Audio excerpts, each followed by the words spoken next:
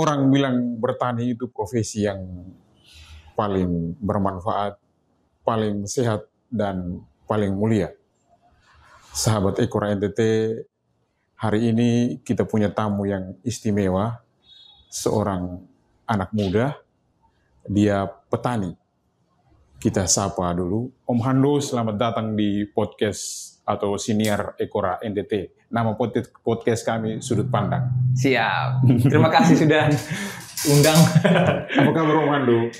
Ya, puji Tuhan sehat. Oke. Sehat. Ini kita sahabat Ekora NTT, publik yang menonton, menyaksikan siniar atau podcast Sudut Pandang Ekora NTT ini, kita pengen lebih dahulu Om Hando perlu semacam orang bilang perkenalkan diri. Oke. Ini kan tadi saya bilang petani, tapi kayaknya kita perlu lebih dalam nih petani seperti apa nih. Maka Om Hando silakan perkenalkan diri dulu. Baik, memang perkenalan itu kan penting. Iya. Jadi orang bilang apa? Tak kenal maka tak sayang. Iya. Jadi ada yang sudah sayang malah ditinggal. Ya, jadi perkenalan singkat saja kan. Iya. Saya akrab disapa Hando. Saya memilih jalan hidup saya di sektor pertanian. Bisa dibilang saya pengusaha yang mengambil sektor usahanya itu di bidang pertanian, maka sekaligus saya sebagai pelaku dan petani. Sedikit latar belakang pendidikan, saya menamatkan studi saya waktu S1 itu di Kupang, di Undana. Di agribisnis jurusan. Nah, kemudian setelah itu saya lanjutkan magister di Atmajaya di bidang manajemennya. Jadi saya coba untuk memadukan antara agribisnis dan manajemen murni, yang saya berharap supaya ide-ide di pertanian atau goal-goal di pertanian itu bisa terwujud. Nah, jadi sebenarnya yang saya pikirkan juga pertanian itu kalau di manage dengan baik, di manajemenkan dengan baik, maka hasilnya akan baik. Luar biasa sekali Om Hando. Jadi, saya ini pikir Om Hando hanya S1 saja, ternyata S2 ini petani yang luar biasa. Jadi petani sekaligus langsung pelaku usahanya. Pelaku usaha. Sampai dengan saat ini kesibukan sebagai petani juga pelaku usaha, itu memang dari kecil cita-cita pengen jadi petani yang pengusaha Om Hando? Iya, malah kalau soal cita-cita malah melenceng dari cita-cita pengen jadi apa dulu? Jadi waktu kecil ditanya itu pengen jadi apa, saya bilang mau jadi biarawan waktu itu. Karena memang situasi dalam keluarga itu kebanyakan kakak sama om atau tante itu suster. Pastor. Ya. Jadi makin sering melihat mereka, jadi kalau ditanya arahnya ke sana. Tapi sejak sama bapak, bapak saya kan pegawai pertanian PPL waktu itu di kantor perkebunan di Kabupaten Sikap. Nah, itu kan makin sering pergi datang ke petani. Nah, terus Hando ikut. Saya juga sempat ikut ke sana, terus bapak juga sering mendatangkan alat-alat pertanian gitu, kayak alat semprot. Nah, membuat saya senang gitu. Alam bawah sadar sudah tersimpan gitu. Akhirnya setelah SMA pas mau kuliah saya putuskan untuk kayaknya seru juga kalau ambil pertanian. Ya, kayak gitu. Oke, jadi waktu kuliah proses di bidang ambil jurusan pertanian aman, tidak ada kendala gitu. Ya, waktu kuliah berjalan baik di bidang agribisnis. Ya. Setelah selesai strata satunya tuh kerja dulu atau langsung ambil S2-nya tuh Mando? Ya, kalau setelah strata 1 selesai itu langsung jadi petani. Ya, langsung. Sama waktu itu di tahun 2014 sama si Ferdi kami coba buat satu pekarangan kecil. Nah, Ferdi sesama petani juga, teman petani. Ferdi akhirnya menjadi petani yang senang juga dengan pertanian, tapi dia jurusannya tuh di ilmu komunikasi. Oke, lanjut yang tadi tuh. Ya, kemudian setelah kami membuat pekarangan kecil, kemudian makin besar, nah ada kesempatan untuk ke luar negeri waktu itu. Oke. Oh, jadi Om Hando magang belajar begitu? Ya, magang di luar negeri Di mana tuh Om Hando? Di Padang Arafah, di Yerusalem. Iya, iya. Ya, jadi di sana. Tahun berapa berangkatnya Om Hando? Berangkatnya 2015. Iya, iya. Berangkat 2015 selama 11 bulan di Timur Tengah, Yerusalem. Belajar tentang pertanian. Belajar tentang pertanian, terlibat langsung di dalam lahan, melihat teknologi dan manajemen yang mereka terapkan di lahan mereka di sana. Hal yang unik ketika Om Hando belajar di sana itu apa? Ketika berkaitan dengan pertanian, ketika lihat mereka punya pertanian ini mana nih seperti kami punya, bandingkan begitu. Ya, jadi memang pertanian di sana itu memang sudah luar biasa. Nah, jadi di gurun Arafah, padang gurun yang mereka bercocok tanam di situ. Jadi pikiran kita bahwa padang gurun kan memang tandus, tidak bisa ditanami apa-apa. Tapi dengan teknologi dan manajemen yang baik, mereka berhasil merubah tanah tandus itu menjadi lahan yang subur. Nah, kemudian yang saya lihat dari orang-orang di sana itu mereka etos kerjanya tinggi, apalagi bicara soal disiplin. Disiplinnya itu sangat kuat, sangat baik sehingga hasil pertanian atau pertanian mereka pun menjadi maju. Kembali dari sana Om Hando coba terapkan di sini. Nah, kembali dari sana. Om Hando bisa ceritakan ketika di lahan Om Hando buat seperti apa begitu? Waktu di sana. Di sini setelah kembali dari sana. Ya. Kemudian setelah pulang kembali ke tanah air. Nah, saya coba untuk menerapkan apa yang saya dapatkan di sana. Nah, misalnya ada satu teknologi pengairan yang baik di sana, yaitu teknologi irigasi tetes. Nah, saya coba untuk kembangkan di sini. Dan di lahannya Om Hando? Di lahannya saya. Di kebun di mana? Di Keopante? Ya, di Keopante ada 2 lahan, di Keopante sama di belakang kantor daerah. Nah, irigasi tetes itu berjalan baik dan kami coba untuk modifikasi karena di sana itu yang digunakan itu smart farming. Nah, untuk lahan karena lahannya itu begitu besar. Oke, Om Hando, kalau ngomong smart farming kan orang bentuk irigasi tetes ini orang selalu identik dengan biaya yang akan mahal. Ya. Biaya yang pasti keluar mahal. Tapi bagaimana Om Hando padukan ketika bikin di lahan Om Hando itu seperti apa tuh? Ya, jadi kami coba pilah melihat dengan kontur wilayah yang ada atau lahan yang ada di Kabupaten Sika. Nah, untuk irigasi tetes ketika saya mau terapkan di sini saya melihat dari segi biaya dulu. Nah, biayanya itu begitu besar untuk irigasi tetes yang smart farming. Jadi dengan segala komponennya untuk mengaliri air itu melalui WiFi atau melalui Android dengan SMS juga. Terus ada beberapa sensor yang membuat kita bisa tahu kondisi lahan itu seperti apa. Nah, itu membutuhkan biaya yang sangat besar. Sementara saya melihat kembali ke lahan yang ada di Kabupaten Sika, rata-rata petani kita sesuai data itu hanya mempunyai lahan dengan luasan paling banyak itu 1 hektar, itu pun sudah mentok. Nah, kebanyakan itu di bawah itu, ya 1/4 sampai setengah itu yang idealnya. Nah, sehingga saya coba berdiskusi dengan teman si Ferdi, kami coba untuk mensederhanakan bentuk dari smart farming itu. Kemudian kami namakan dapatlah satu bentuk irigasi tetes tepat guna. Tepat guna. Nah, jadi dia tidak memerlukan biaya yang sangat besar, tapi dengan biaya yang relatif lebih kecil.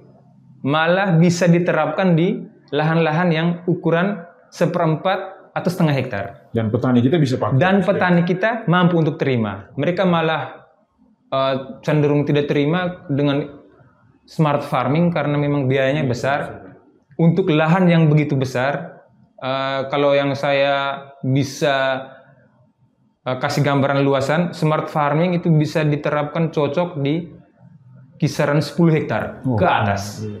Nah, kalau dengan petani kita yang hanya dengan 1/4 sampai setengah, harus yang lebih tepat guna. Jadi Om nemukan bentuk terus kalian namakan pertanian tepat guna. Ya, irigasi tetes tepat guna. Nah, jadi berbeda dengan irigasi tetes smart farming. Kalau boleh tahu sekarang ini atau 1 tahun belakangan atau sekarang ini di lahannya Om Hando itu lagi tanam apa itu Om? Ya, setahun belakangan ini kami coba untuk baru memulai pepaya. Tetapi kalau yang sudah berjalan dan menjadi primadona itu semangka. Nah, semangka sama cabai rawit. Nah, itu yang sudah berjalan sekitar 4 tahun. Sementara kalau pepaya itu yang kita baru mau coba dengan beberapa varietas tanaman yang lain. Tapi kalau untuk menjadi primadona dan selalu aktif itu semangka sama cabai rawit, terlebih semangka. Bisa kasih bocoran singkat soal bagaimana nikmatnya bertani terus tanam semangka, penghasilan dan lain-lain. Iya, jadi sebenarnya bertani itu nikmat, ada kenikmatan sendiri. Jadi yang pertama mungkin dari segi waktu. Jadi kita tidak punya beban dengan orang lain. Nah, kita hanya punya tanggung jawab dengan si tanaman. Nah, terus kita membuat bibit, nah, itu kan kita sudah mulai kawal nih. Jadi sama seperti kita menghasilkan kehidupan baru gitu. Jadi bagaimana kita melihat tanaman itu tumbuh, kemudian kalau dia sakit kita harus rawat. Nah, kemudian dia semakin besar, dia butuh pupuk, kita kasih pupuk. Kemudian bagaimana rasa terima kasih kita ke dia waktu dia sudah menghasilkan buah. Nah, ada kenikmatan tersendiri di dalam kita punya diri terhadap sebuah tanaman. Dan kalau bagi saya pertanian itu menyembuhkan. Ya. Sudah 4 tahun ini kan lebih banyak di semangka dan cabai rawit. Itu ketika Om Hando dan teman-teman pasarkan itu kemana? Apakah hanya di Maumere atau sampai luar kabupaten gitu, Hando? Untuk sementara masih di dalam kabupaten. Nah, ini juga sebenarnya bentuk ajakan ini untuk teman-teman lain, karena untuk di dalam kabupaten sendiri kami masih kewalahan nih. Nah, jadi ini sebenarnya juga sekalian pertanyaan Kak Hengki ini sekalian untuk memotivasi juga untuk teman-teman yang mendengarkan podcast ini. Jadi kami pun masih kewalahan untuk mensupport semangka di dalam kabupaten. Nah, jadi pemasaran kami itu sudah melalui online. Nah, jadi tidak perlu lagi kita harus antar ke pasar atau jadi tinggal kalau ada teman yang butuh atau ada konsumen yang butuh bisa datang sendiri ke lahan atau kita sendiri yang pergi antar. Nah, begitu. Terus misalnya sekali jual itu sampai dengan berapa ratus buah tuh? Kalau satu kali jual itu paling tinggi itu pernah dengan 500-an buah. Itu harga per buah beda-beda? Harga per buah beda-beda. Ada yang 20.000, ada yang 30.000 tergantung dari berat. Kalau di kita biasa pakai patokan per kilo itu dengan Rp10.000. Jadi rata-rata hasil dari keseluruhan panen itu bisa 20.000 per buah. Nah, itu rata-rata. Itu kalau semangka, kalau cabai rawit itu gimana? Kalau cabai rawit itu yang dia di istilah di pertanian itu makan panjang. Nah, jadi sekali tanam kita bisa panen sampai dengan bisa setahun kalau kita rawatnya baik, kita panen terus. Dan lumayan. Dan kalau cabai memang lumayan karena memang sangat dibutuhkan. Karena satu-satunya tanaman yang membuat makanan menjadi pedis itu hanya cabai. Kita tidak bisa cari tanaman lain. Jadi kalau orang pasti butuh itu. Nah, gitu. Jadi tadi Om Hando bilang, oke, kenapa harus ambil strata studi, strata 2? Tapi itu di tahun keberapa tuh? Setelah bertani berapa tahun dulu baru pergi ambil strata 2 tuh kan? Itu bertani di sekitar setahun atau 2 tahun waktu itu. Berlanjut sekolah lagi. Akhirnya, karena memang waktu itu lahannya masih kita lanjutkan kembali dengan si Ferdi yang masih kapasitas lahannya kecil. Nah, kemudian saya coba untuk lanjutkan ke strata 2 dan karena pikiran saya bahwa saya pasti nih akan mengelola lahan yang lebih besar. Betul. Nah, jadi saya pikir bagaimana kalau bisa belajar dia punya manajemen pemasarannya bagaimana, kemudian saya pikir bisa untuk terapkan ketika pulang. Jadi kita ini kan butuh semacam komentar juga sudut pandang Om Hando. Jadi petani ini kalau kita mau petani, apakah kita fokus semua jenis tanam kita tanam atau menurut Om Hando bagaimana kalau ajakan untuk orang muda? Apa fokus di satu kah, dua kah, atau bagaimana teman?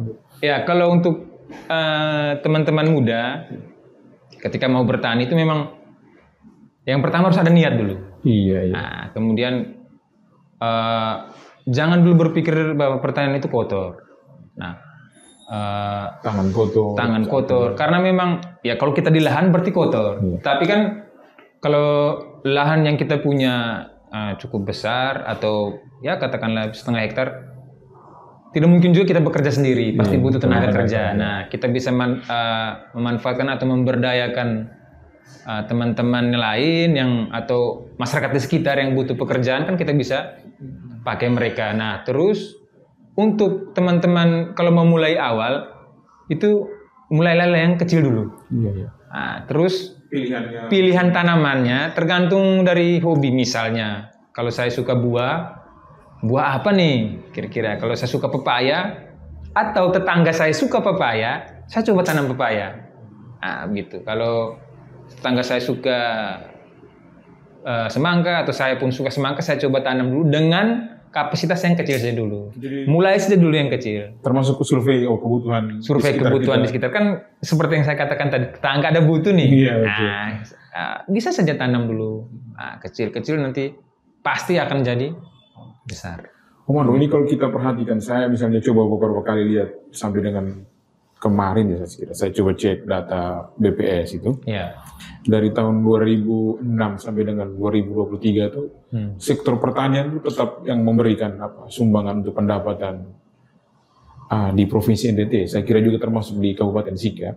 Tapi ada soalnya tuh gini, Om Hando, yang kami sebagai jurnalis perhatikan tuh, teman-teman dalam liputan tuh banyak melihat bahwa dalam survei saja misalnya ada survei yang menunjukkan misalnya ada 100 orang muda, itu hanya sekitar 6 orang aja yang memilih menjadi petani itu. Apakah karena profesi ini kurang menjanjikan kah? Itu kita butuh semacam komentar. Om Hando sendiri kan sudah bergelut dan sudah menikmat, tapi amatan Om Hando itu seperti apa? Apakah karena petani ini tadi Om Hando sudah sebut, bukan karena kita hanya sekedar bukan hanya mau jadi kotor, tapi apakah banyak sarjana pertanian atau yang pengen menjadi petani itu melihat bahwa jadi petani ini kurang beruntung gitu. Ya, jadi memang akhir-akhir ini memang kelihatan secara umum itu memang masih orang untuk masuk ke dunia pertanian itu masih sedikit. Terus tapi kalau memang bicara pertanian kan memang ada dia punya hambatan juga. Kalau yang saya berdiskusi dengan beberapa petani muda, terus teman-teman yang bertanya juga tentang itu, memang di permasalahan itu kita bisa pilih, ada akses informasi. Nah, itu yang mereka rasa, saya mau bertani tapi tanam apa? Nah, terus masalah pasar, saya tanam habis saya mau pasarkan kemana? Nah, terus kalau saya di lahan berarti saya pasti kotor.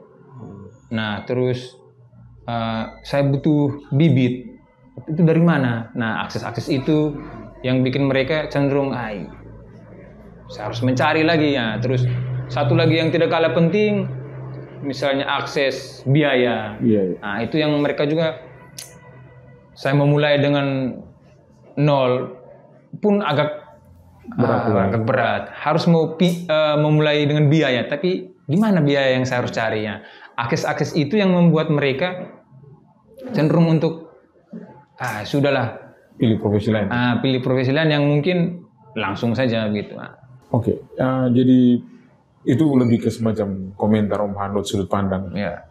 Selama menjalani profesi menjadi petani juga pengusaha itu, kendala yang Om Hando hadapi, terus jalan keluar yang coba Om Hando temukan itu seperti apa? Kita pengen dengar supaya misalnya ajakan untuk teman-teman muda yang menjadi petani. Jadi waktu itu kami tanam semangka begitu besar, begitu banyak.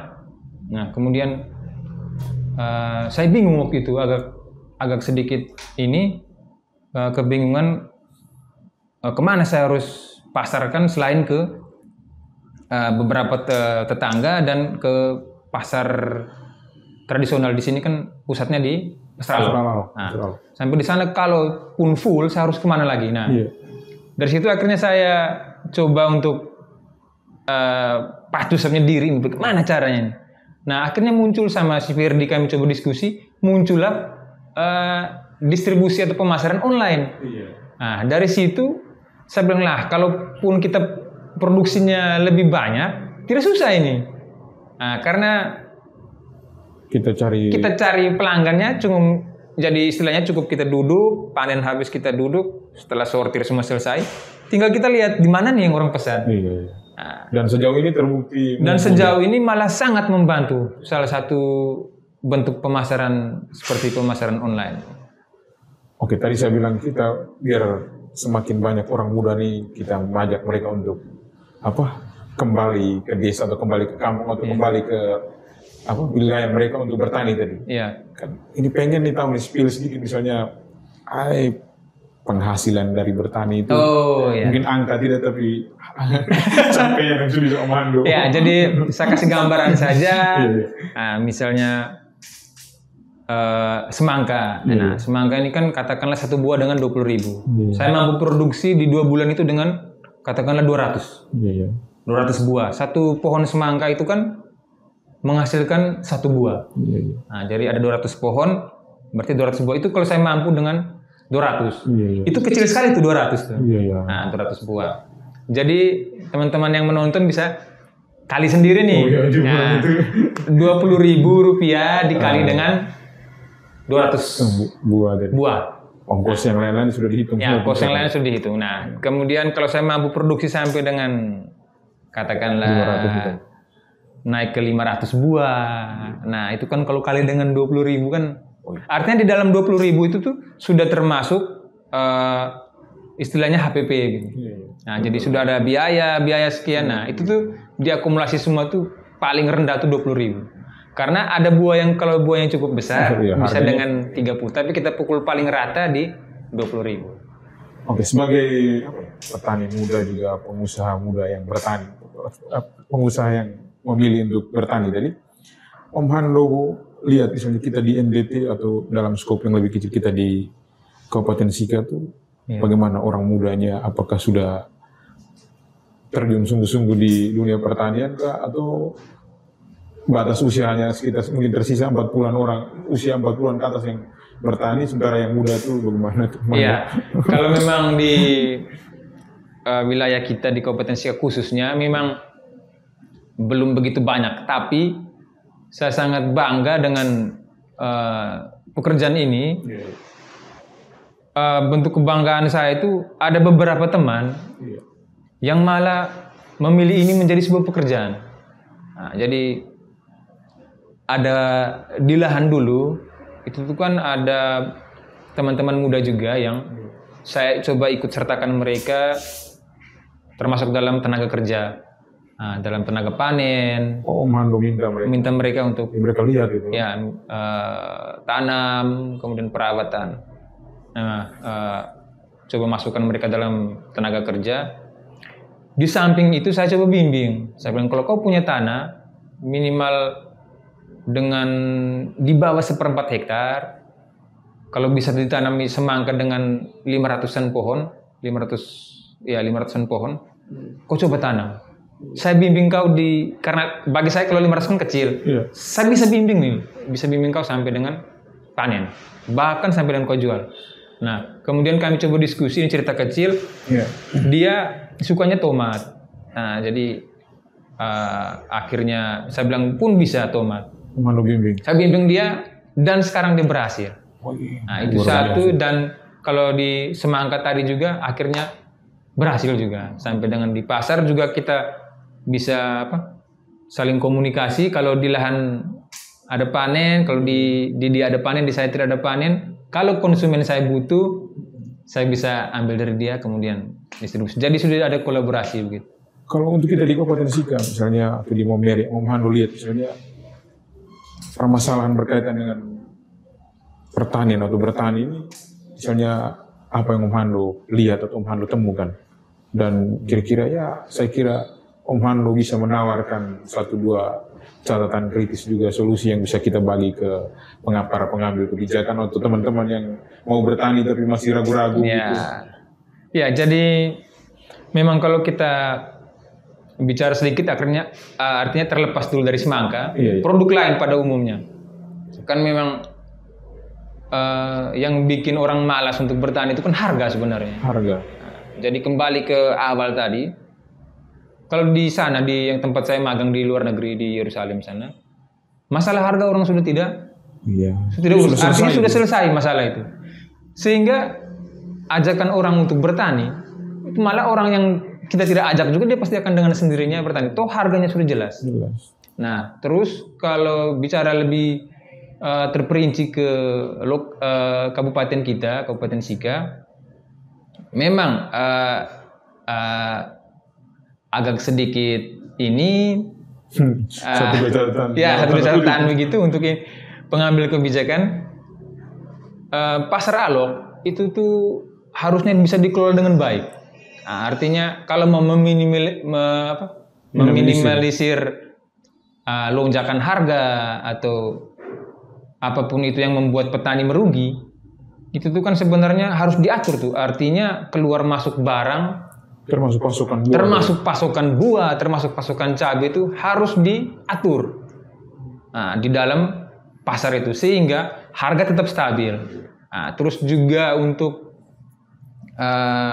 dinas-dinas terkait ya yang langsung bertemu dengan petani juga bisa mengatur manajemen tanam.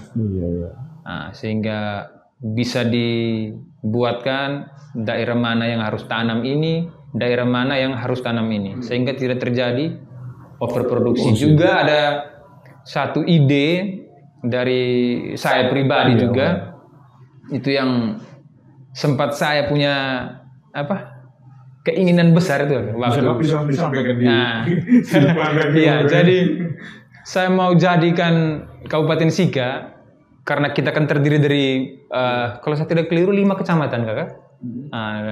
Yang dari Kabupaten Sika, per kecamatan itu masing-masing kecamatan punya unggulan menanam 1 atau 2 jenis komoditi, sehingga itu di Kabupaten Sika tuh cocok itu di 5 kecamatan itu cocok. Kecamatan apa sih itu?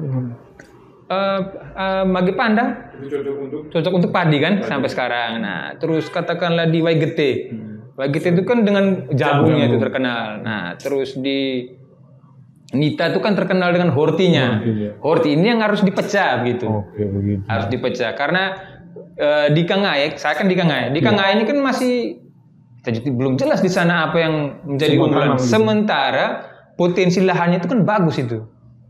Nah, maksud saya kira-kira seperti begitu, sehingga katakanlah kalaupun di Nita sana ada horti, oke lah di atas kalaupun tomat, nah berarti di Kangae mungkin cabai.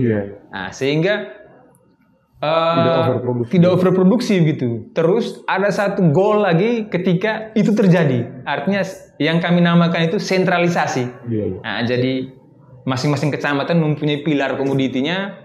Nah, goal terakhir dari sentralisasi ini kan ketika orang datang mau butuh semangka, Kakak, dia terus pergi di Mage Pandang sana. Karena sudah pasti di sana tidak ada semangka. Dia pasti pergi ke, katakanlah mungkin di kecamatan Keopante mungkin ada semangka di situ. Dia mau butuh tomat tinggal di Kenita. Nah, jadi selain itu impact lainnya itu bisa ada wisata kan? Nah, jadi petani juga tidak pusing-pusing untuk mencari pasar, tapi pasar yang datang sendiri. Kalau pertanian di desa itu maju, nah kan wisata bisa berkembang kan di situ. Ya, artinya ada dari pertanian itu ada harapan baru dan ada kehidupan baru. Oke, jadi kita misalnya itu saya juga misalnya perhatikan. Misalnya di kota Maumere sendiri itu kan pasukan buah yang datang dari luar Maumere, misalnya dari Makassar atau dari itu kan lumayan besar gitu. Iya, sangat besar. Sejauh amat Om Hano ketika misalnya Om Hano ikut menjual, bagaimana? Iya, waktu kami sekarang kan jadinya bersaing. Iya, jadinya bersaing karena itu juga masih kurang itu. Perhatian pasar, pengaturan di pasar itu. Ya, kalau untuk sementara, kalau kategori buah, kalau kategori khususnya buah itu belum menjadi momok yang menakutkan untuk persaingan harga atau mengenai harga di kabupaten. Hanya yang di produk lain itu yang seperti cabai, tomat, bawang, nah itu yang menjadi persoalan. Tapi kalau untuk buah, saya pikir tidak. Jadi teman-teman yang mendengar podcast ini bisa menanam lebih banyak buah dan perkenalkan ke masyarakat melalui, sekarang kan sudah canggih nih, ada online. Nah, manfaatnya apa gitu kan bisa. Jadi Om Hando ini bisa disebut sebagai seorang petani buah ya, karena tanam semangka, apa sekarang mulai tanam pepaya. Sekarang ada mau aktif pepaya. Itu pepaya California. Pepaya California yang kita sudah mulai pembibitan. Sudah mulai pembibitan sekitar berapa? Kurang dari seminggu, baru 5-6 hari. Dengan Om Hando menjadi petani juga tadi Om Hando bilang pengusaha, kami ini pengen tahu sedikit nih. Ketika Om Hando mulai jalan itu, biasanya berapa pekerja yang Om Hando ikut membantu Om Hando? Oh, di dalam lahan. Iya. Ya, jadi untuk mengatur kerja-kerja di lahan itu kan memang saya. Nah, itu sementara berapa luasan Om Hando? Kalau luasan sekarang hampir 1 hektar. Hampir 1 hektar, kurang sedikit. Nah, di sana ada 2 pekerja yang tetap, sementara sekitar 5 atau 6 itu yang ketika ada tanam atau ada panen itu mereka. Karena membutuhkan tenaga yang banyak. Nah, jadi kalau yang tetap itu 2 orang untuk membantu saya di lahan. Om Hando, kita yang terakhir ini pengen dengar semacam apa ya? Semacam pesan atau ajakan Om Hando, terlebih untuk kita punya anak-anak muda yang mungkin lagi memilih kuliah pertanian, apakah mereka akan menjadi PPL atau menjadi pegawai, tapi ajakan supaya mereka menjadi petani, Om Hando bisa sampaikan kah? Ya, baik. Jadi teman-teman yang memilih kuliah di pertanian itu jalannya sudah benar. Jalannya sudah benar. Jadi tinggal teman-teman asah kemampuan, pola pikir dan ide, karena di pertanian ini kakak yang kita dua cerita dari tadi itu hanya beberapa loh. Barusan beberapa komoditi. Sementara komoditi yang lain masih banyak. Itu satu. Yang kedua, teman-teman ketika selesai pun saya tidak harus mengajak bahwa langsung terjun benar-benar ke pertanian di dalam hal ini pelaku atau petani, tapi dia bisa ambil satu sektor lain nih, misalnya pemasaran. Pemasaran apa? Pemasaran hasil pertanian. Terus ada juga yang bisa ambil lagi satu sektor lain, penanganan pasca panen. Artinya produk-produk olahan. Nah, sehingga kalau ini dijadikan satu integrasi kan bagus nih. Saya yang produksi, ada teman yang nanti atur pasar, ada teman yang sudah bisa buat produk jadi. Nah, jadi saya mengajak teman-teman muda untuk terjun di pertanian, fokus, dan jangan hanya melihat pertanian itu sebagai pekerjaan yang kotor, tapi ada bermacam-macam lini bisnis di dalam pertanian. Nah, dan saya sedikit berbicara juga bahwa untuk teman-teman yang memang mau sungguh-sungguh di pertanian, berarti hal pertama yang kita harus lakukan itu adalah menanam. Nah, jadi kita betul-betul hidup tuh hanya dari makan saja, hanya dari makan. Jadi bisnis pertanian itu tidak akan pernah mati sampai kapanpun, karena bisnis pertanian itu akan habis atau akan selesai ketika orang bisa makan batu. Jadi kalau selagi orang belum bisa makan batu, jadi tetap jalan. Tetap jalan kan? Karena ada quotes yang lain belum minum. Jadi pertanian itu bukan sekedar menumbuhkan tanaman, tapi dia terus menumbuhkan kehidupan. Terima kasih Mando untuk waktunya. Begitu saja teman-teman, sahabat Ekor NTT, sudut pandang kita kali ini.